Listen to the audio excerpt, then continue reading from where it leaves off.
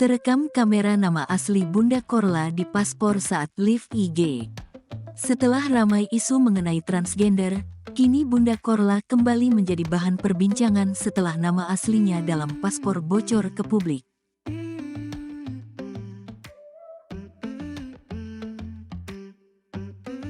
Seorang netizen mengungkap nama asli Bunda Korla yang tertera di paspor. Netizen tersebut mengaku tak sengaja melihat nama asli Bunda Korla di paspor saat ia sedang siaran langsung alias live Instagram.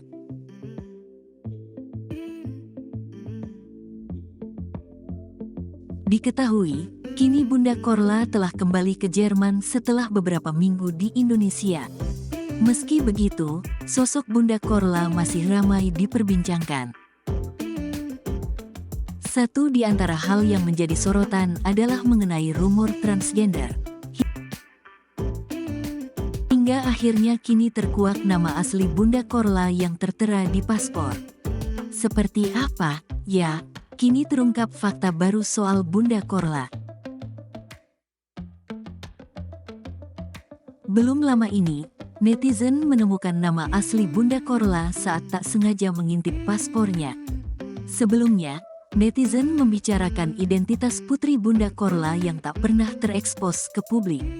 Selain itu, tak sedikit netizen juga mendebatkan mengenai gender Bunda Korla. Kali ini, Bunda Korla kembali jadi bahan perbincangan karena nama asli yang tertera pada paspornya.